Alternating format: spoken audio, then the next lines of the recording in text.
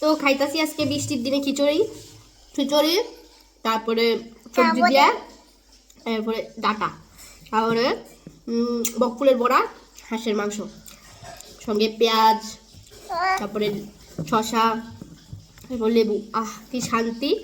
তো ব্লগটা আইব একটু অপেক্ষা করেন সবাই, একটু অপেক্ষা করেন, ব্লগটা আইব। টাটা। নমস্কার বন্ধুরা, আয় পড়ছে আরেকটা ব্লগ নিয়ে আসেরা। তো যে ব্লগটা দেখতেছেন সাবরুম থেকে আমার দুইটা দেওর আইছে, দেওর আইয়া কইতাছে যে খিচুড়ি রান্না করো। তো আসলে তারা কাটতাছে দেখে আমি একটু উড়াইছি, আসলে ওখানে ব্লগ করা হয় না। আমি রান্না করতে গেলে আমার ব্লগটা কেউ তুলি না, নাই তো হেরে কইতাছে একটু লাইরা দাও, আমি একটু ভিডিও করে লাই। ভিডিও করেন না কেউ থায় না দীক্ষা, এর লিগে বললে আমার ভিডিও করা হয় না।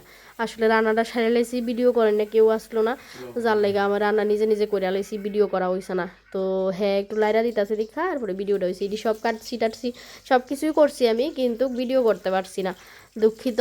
আর তারা সাজাইটা যায় সুন্দর করে দিয়ে দিছি, দেখেন তারা কেটা কেটা একটু কমেন্টে জানাই সবাই, ধন্যবাদ। বাহ কারেন্টটা চলে গেছে, হ্যাঁ অনুভূতি না বৃষ্টির দিনে সব কিছু ঠিক আছে নি? হ্যাঁ সে অন্যরকম অনুভূতি না।